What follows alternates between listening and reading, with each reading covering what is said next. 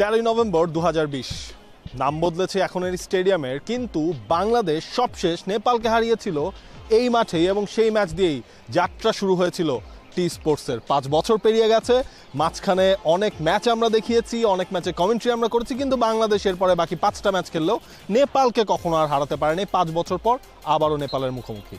সেইখান থেকে এখন পর্যন্ত বাংলাদেশের ফুটবলের চেহারাটা পাল্টেছে। 2020 সালে যখন যে ম্যাচটা নেপালের এগেন্সে বাংলাদেশ মুখোমুখি হয়েছিল, বাংলাদেশ 2-0 গোলে জিতেছিল, সেই ম্যাচ নিয়ে প্রবল আগ্রহ ছিল। তার কারণ ছিল কোভিড পরবর্তী সময়ে ওই ম্যাচ দিয়ে বাংলাদেশে ফুটবল ফিরেছিল।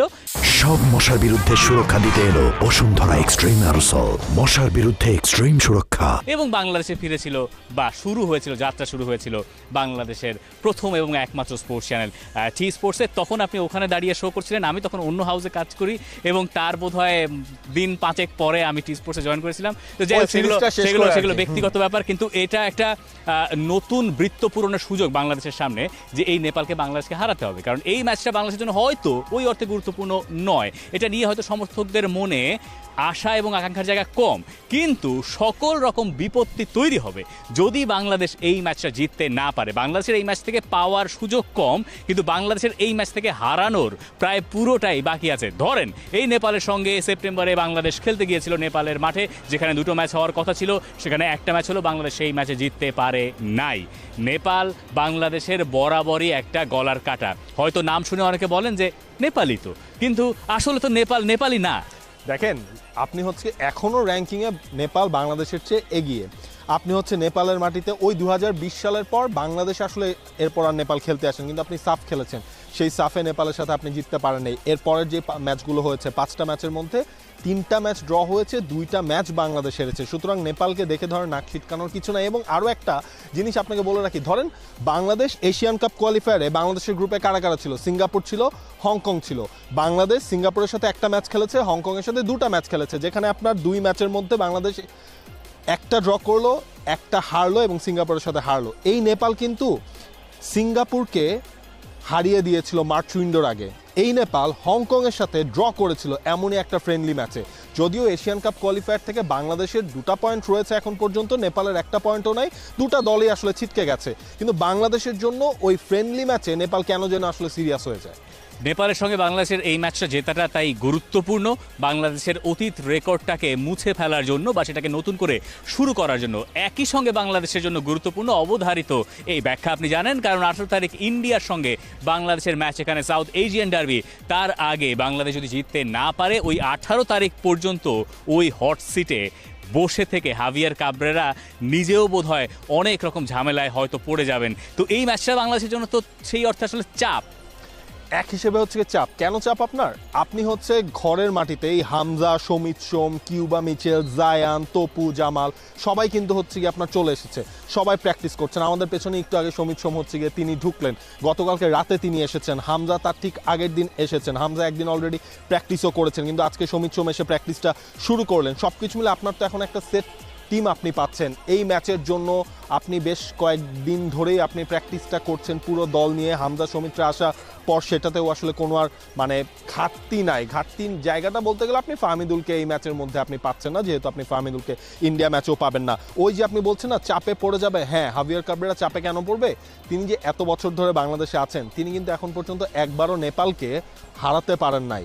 এবং ঘরের মাটিতে আপনি ফ্রেন্ডলি ম্যাচগুলো যদি দেখেন, মাঝখানে বাংলাদেশ খেলো ভুটানের এগেনস্টে, সেই ম্যাচটা বাংলাদেশ জিতলো।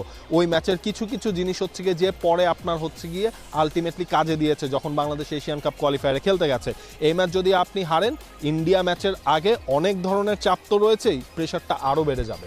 তার মানে বোঝা যাচ্ছে বাংলাদেশের জন্য এই ম্যাচটা আসলেই গুরুত্বপূর্ণ। এবং মনে করিয়ে দিই যে বাংলাদেশ এবছর আর 2টো আন্তর্জাতিক ম্যাচ খেলছে, তার প্রথমটাই নেপালের সঙ্গে, এর পরেরটা ইন্ডিয়ার এগেনস্টে। ইন্ডিয়ারটা কম্পিটিটিভ ম্যাচ এশিয়ান কাপ কোয়ালিফায়ার্সে, বাংলাদেশের যেখানে টার্গেটই পয়েন্ট অর্জন করা এবং ইন্ডিয়াকে হারানো। ইন্ডিয়াকে হারাতে হলে আগে নেপালকে হারাতে হবে, এরকম একটা ব্যাপার তৈরি হয়ে গেছে এরকম এক ডেফিনেটলি। এবং হচ্ছে কি আপনি নেপালকে ঘরের মাটিতে এখন যদি আপনি না হারান ইন্ডিয়া ম্যাচের আগে, তখন হচ্ছে কি আপনার মানে আপনার ভালো একটা প্রিপারেশন হবে না ইন্ডিয়া ম্যাচের আগ পর্যন্ত। যদিও আসলে প্র্যাকটিস ম্যাচে অনেক ধরনের কৌশল হচ্ছে কোচরা ইউজ করেন। ধরেন ওই মেইন ম্যাচে যে টেস্টের আগে প্রি টেস্ট যেটা আসলে বলা হয় বা ব্লু প্রিন্টটা ইন্ডিয়াকে আটকানোর ব্লু প্রিন্ট কেমন হবে সেটার সব কিছু আসলে হাভিয়ার কাবরেরা এই ম্যাচেই করতে চাইবেন। এবং ইন্ডিয়া কিন্তু তারা নিজেরাও একটা প্র্যাকটিস ম্যাচ খেলবে, সেই ম্যাচটা ক্লোজ ডোরে হওয়ার সম্ভাবনা রয়েছে।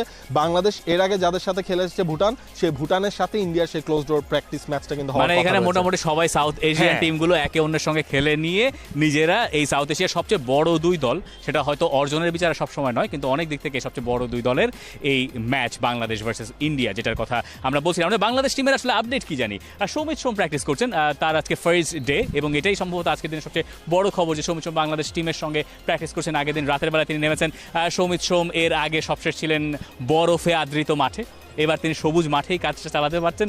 তার জন্য একটা চ্যালেঞ্জ, তাই না, ব্যক্তিগত দিক থেকে যে এই আবহাওয়ার সঙ্গে মানিয়ে নেওয়া কিছুটা তো হচ্ছে আপনার চ্যালেঞ্জের মুখে তিনি তো পড়বেন। 24 ঘন্টার মধ্যেই তার আসলে মানে এক জায়গায় পুরো বরফের থেকে তার চলে আসতে হয়েছে হচ্ছে আপনার এই বাংলাদেশের তবে মতো এবারে এই এসে বোধহয় weather-এ। তিনি দেখেছেন যে কিছুটা, গরমটা কম, হ্যাঁ, তাই না? গরম আপনার কিছুটা কম। তবে সৌমিত সোম আসলেন, আরও একটা জিনিস কিন্তু জানিয়ে আমরা রাখতে চাই যে আমাদের ঠিক পেছনে বাংলাদেশ দল যখন মাঠে ট্রেনিং করছে, শেখ মোরসালিন কিন্তু হচ্ছে কি আপনার ডাগ আউটে আসলে বসে আছেন, কারণ তিনি খানিকটা মাসেলে তার চোটে তিনি পড়েছেন এবং নেপালের ম্যাচটা শেখ মোরসালিনকে আসলে খেলানো যাবে না, এটা মোটামুটি নিশ্চিত হয়ে গেছে। আমরা বাংলাদেশ টিমের আরও আপডেট নিয়ে কথা নিশ্চয়ই বলবো, তার জন্য টি স্পোর্টসের সঙ্গে থাকুন। তো বাংলাদেশ ভার্সেস নেপাল ম্যাচের এই হচ্ছে টপ লাইনগুলো, কেন বাংলাদেশের জেতাটা প্রয়োজন এবং কেন বাংলাদেশ এই ম্যাচটা জিততে চায়। আপনি এই Bangladesh versus Nepal FIFA friendly match দেখছেন সরাসরি টি স্পোর্টসে বৃহস্পতিবার রাত 8টায়। For more updates, subscribe to our YouTube channel and click on the bell icon. Follow us on Facebook and Instagram. Download T Sports app to enjoy exciting games and highlights. Visit tsports.com.